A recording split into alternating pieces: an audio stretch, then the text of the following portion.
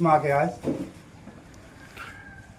सबसे पहले मैं यहाँ पर उपस्थित अपने सूबेदार मेजर रंजीत साहब और जो भी साहब लोग के नाम तो मैं जानता नहीं, विशेषकर हमारे सूबेदार मेजर गोपाल राम साहब का आभार व्यक्त करता हूँ कि उन्होंने हमें यहाँ पर बुलाया और आप लोगों को भी बुलाया। असम राइफल क्या है, हम क्या हैं, हम कहाँ हैं, ये जानने की कोशिश करी। बोला साहब आप आइए और हमें बताइए। मैं आप सब लोगों का तहे दिल से धन्यवाद करता हूं कि आप लोगों ने अपना तन मन धन लगा के असम राइफल के प्रति अपनी जो जागरूकता दिखाई है वो एक काबिले तारीफ है। मेरा नाम नारायण सिंह बिष्ट है, मैं उत्तराखंड का रहने वाला हूं और मैं वैसे बेसिकली 26 असम राइफल में नौकरी किया, 27 साल 7 महीना। लास्ट टाइम मैं हेडक्वार्टर 23 सेक्टर मिजोरम से रिटायर हुआ था, तब से मैं इस संगठन के साथ लगा हूं। तुलसी नायर साहब आगे आगे, मैं पीछे पीछे। हालांकि मेरा कोई बड़ा काम नहीं है, लेकिन एक दायित्व तो मेरे पास है, वो है संगठन को मजबूत करना, असम राइफल वालों को आगे लाना। हम किस श्रेणी में हैं? आर्मी में है, पुलिस में है, तो कहाँ हैं हम लोग? आसमान से गिरे खजूर पे अटके सर। हाँ, तो खजूर से या तो हम अभी आसमान में दोबारा दौड़ेंगे या हम फिर जमीन पर चलेंगे। भारत सरकार हमसे ढोल बजवाती है पुलिस के साथ और लड़ाई लड़वाती है इंडियन आर्मी के साथ, लेकिन पैसा हमें न वहां का देती है न वहां का देती है। आज आप जाइए यहाँ पर सोल्जर बोर्ड में, कहिए मेरे को ये काम कराना है, आपसे वो कहेंगे आप तो लागू नहीं है। और पुलिस की लाइन में जाएंगे, वो बोलेंगे आप तो आर्मी है, आपको ये भी यहाँ लागू नहीं है। तो जाएंगे कहाँ हम? तो इन सब को मद्देनजर रखते हुए आज से 15 साल पहले सूबेदार वीटी नायर साहब ने एक मुहिम शुरू करी थी। केरल से एक छोटा सा पौधा लगाया था अरेवा नाम का, जो आज पूरे भारतवर्ष और नेपाल में इतना विशाल बरगद बन चुका है, जिसके आप लोग पत्ते हैं, हम सब लोग पत्ते हैं। वो इसलिए कि हमारी आइडेंटिटी क्या है ये जानने के लिए, हमारी पहचान क्या है, हमारा बाप है कौन। आर्मी ऑफिसर आए और गए, कैसे आए ये आप भी जानते हैं, मैं भी जानता हूं, कैसे गए ये आप भी जानते हैं, मैं भी जानता हूं, लेकिन हमारे लिए किसी ने कुछ नहीं किया। तो हमें अगर कुछ करना है तो हमें एक होना पड़ेगा साहब। हमको ये नहीं कहना है कि ये अरेसा है, ये अरेवा है। अरेसा किसकी है? आप ही की है। अरेवा किसकी है? वो भी आप ही की है। अरेवा अरेसा में कोई दूसरा पुलिस वाला या आर्मी वाला तो शामिल नहीं है ना। अरेवा क्या है वो पता है आपको। अपना अधिकार लेने के लिए तुलसी नायर ने जो संगठन बनाया उसको कहते हैं अरेवा। अरेसा क्या है? जिसमें हमने अपने टाइम में हमने कंट्रीब्यूट किया था, अपने टाइम पर अपने हमारे भाई लोग कर रहे हैं, हमने कंट्रीब्यूट किया था। हमसे पहले वालों को उसकी सुविधा जो भी मिलने वाला, या ओल्ड एज बोलो या शादी के लिए बोलो या फिर मेडिकल का पैसा बोलो, वो हम लोग ने दिया। अभी हम घर आ गए तो वो अपनी तरफ से कंट्रीब्यूट करके हमें मदद कर रहे हैं। है तो हमारा ही भाई, हमने किसी को दिया, कोई हमको दे रहा है, कोई उनको देगा। वो अरेसा है। लेकिन देश भर में घूमने के बाद हमने जो हम घूम रहे हैं, हमें ये पता चलता है कि कोई कहता नहीं ये तो अरेवा वाला तुलसी नायर है। तुलसी नायर कोई अपने लिए थोड़ी मांग रहे कोई चीज, वो तो हम सबके लिए ही मांग रहे। जो सुविधाएं हमें नहीं मिली है, ड्यूटी के बदले जो सुविधा मिलनी चाहिए तो वो नहीं मिल रही है, वो तुलसी नायर। अब तुम अरेसा हो, ये तुम्हारे घर की खीर तो है नहीं। थोड़ा सोच में फर्क है, तो सोच को लाना है, सही जगह पर लाना है। और विशेषकर अपनी माताएं बहनें, जो विडोज हैं, जो बच्चे हैं, जो यहाँ नहीं आ सकते, मुझे पता है। खैर ये तो अभी फौजी जो है खासा असम राइफल वाला टाउन में आना शुरू हुआ है, सिटी में आना शुरू हुआ है। इससे पहले तो दूर दराज जंगलों में रहे हम लोग, नौकरी भी जंगलों में करी और सेटलमेंट भी जंगलों में हुए। वो इसलिए कि पैसे का अभाव था। तो अब आ रहे हैं, उनको ढूंढना है वहां से, वहां की ये कंडीशन है। लेकिन आज के दिन में क्या है कि हम लोग मेन सिटी में आ गए, इतना पैसा हमारे पास हो जाता है कि सिटी के आसपास हम सेटल हो सकते हैं। तो इन सब को जो रिमोट इलाके में, उनको ढूंढना आपका काम है।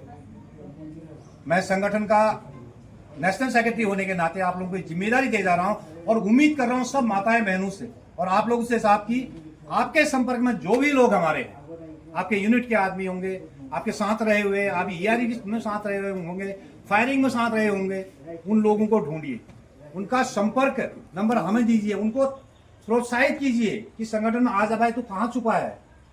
संगठन ये कभी नहीं चाहता है कि कोई भी हमारा आदमी हमसे छूट जाए। वो इसलिए कि आपको पता है असम राइफल में जिस ट्रेड ने अपने हक की मांग के लिए वो कोर्ट में गया है, उसने अपना हक लिया है। जैसे सबसे पहले असम राइफल ने शुरुआत की थी क्लर्क ने।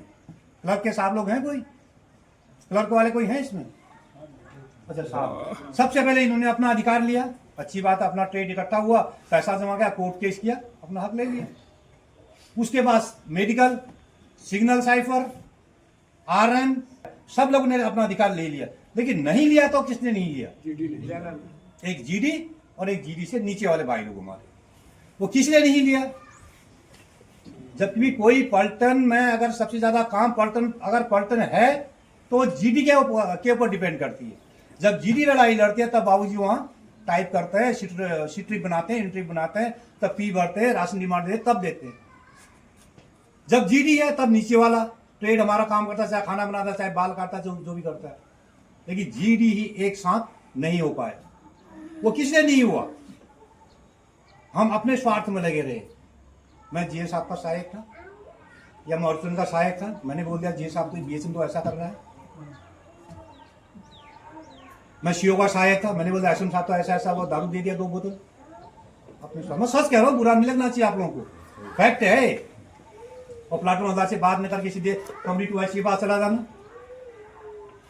और एक नहीं होना हमारे लिए एक घातक सिद्ध हुआ, जो आज हम कहीं के नहीं रहे। अगर हम एक होते, क्लर्क की तरह, मेडिकल की तरह, अन्य ट्रेड की तरह हम भी जाते तो हम भी अपना अधिकार ले लिए होते। हमें ये संगठन तो बनता, किसी और उद्देश्य से बनता। तो साहब लोग, मैं आप लोगों से हाथ जोड़ के विनती करता हूं, हमारे जहां भी आदमी हैं उनको ढूंढिए और उनको मुख्य धारा मतलब यह है कि अरेवा में लाना और अरेसा के बारे में बताना। अरेसा से उसको, ये साहब को कितना हो गया, यही साहब पीछे बैठे हैं,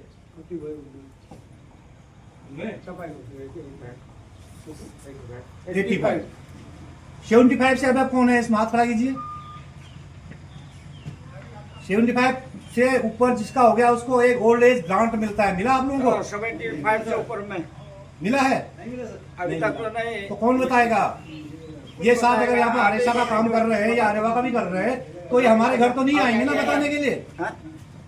आपको क्या मिलना चाहिए, क्या मिला क्या नहीं मिला, ये हमारे घर तो आएंगे नहीं। आपको आगे संपर्क करना चाहिए। हम लोग तो खेती में जो केरे बैठा है, आप आया ठीक है बता दो सब। तो जो चीज मिलनी है ये डीजीआर से उनके पास इंस्ट्रक्शन आते हैं, उनसे संपर्क करना है।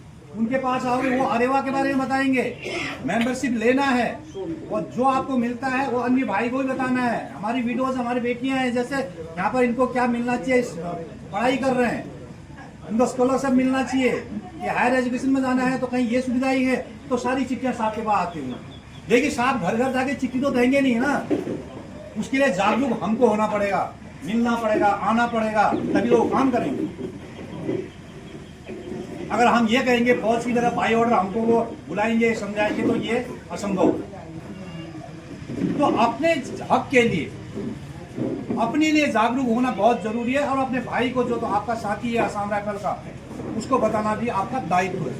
हम एक परिवार के हैं, हमने फौज में एक परिवार की तरह रहे हैं, एक भट्टू का खाना खाया, एक बिस्तर में सोए हैं, एक साथ ऑपरेशन किया है। तो घर आके हम अलग अलग हो जाते, एक दूसरे से मतलब नहीं रखते, जो अच्छी बात नहीं है। आज तुलसी नायर साहब ने संगठन बनाया, हमारे संगठन में 25,000 से अधिक आदमी है। लेकिन मैं आप लोगों के सामने एक चीज और, तो यह दुखद विषय है हमारे लिए, संगठन अपना 10वां एजीएम मना चुका है, यानी कि 10 साल हो गए संगठन को बने हुए।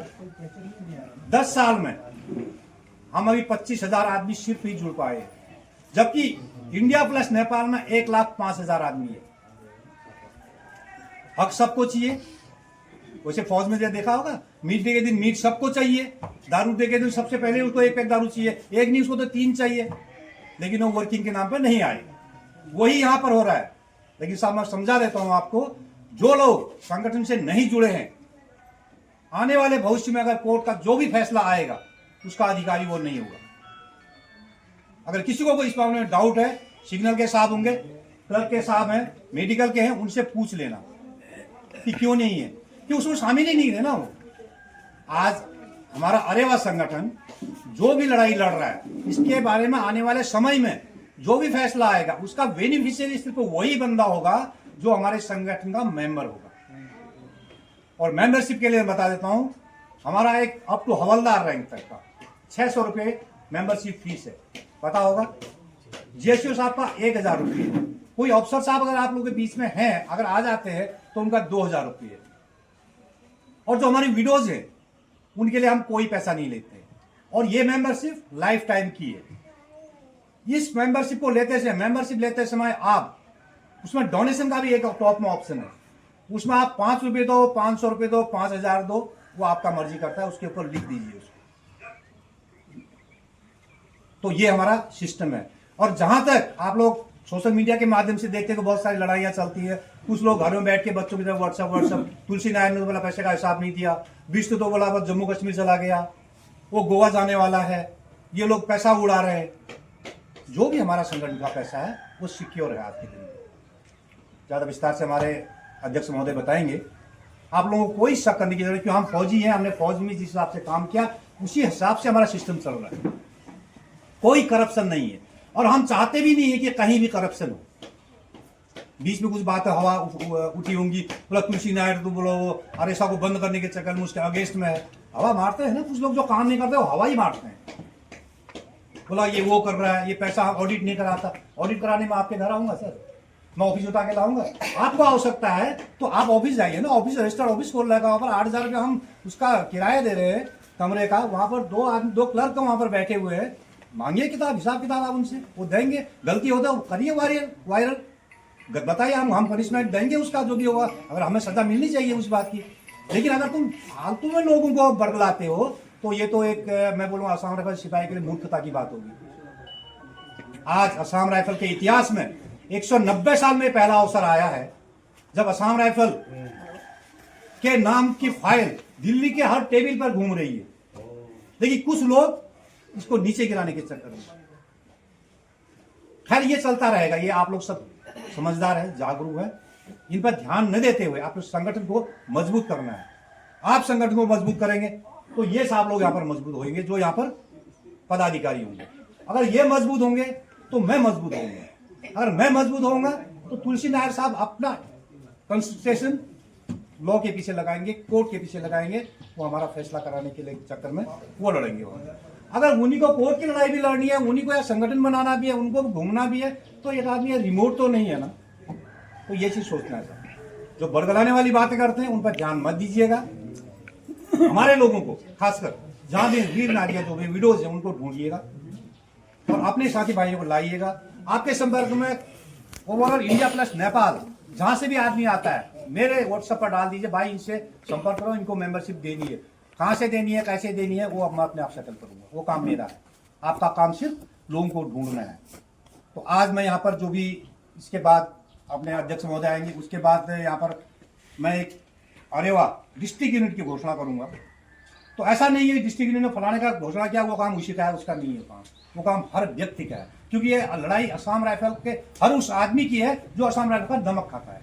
कोई रिश्तेदार है बहुत दिया, अच्छी बात है। तो ऐसे जहां पर भी आपको मिलता है अपने आदमी को ढूंढना है, हमको बताना है, यहाँ पर जो पदाधिकारी मिलते हैं उनको बताना है, और गलत बातों का, गलत काम ये चीज नहीं करना है। देखो पैसे की बहुत वैल्यू होती है, पैसा एक ऐसी चीज है वो आदमी को जितनी जल्दी ऊपर उठाता है उतनी जल्दी नीचे गिराता है।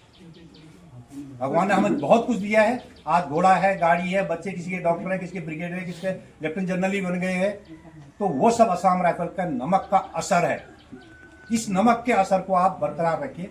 मैं ज्यादा न कहते हुए, अगर कुछ मैंने ज्यादा कह दिया होगा, आपको दिल में लगी होगी, तो उससे छोटा भाई समझ के मुझे माफ कर देना।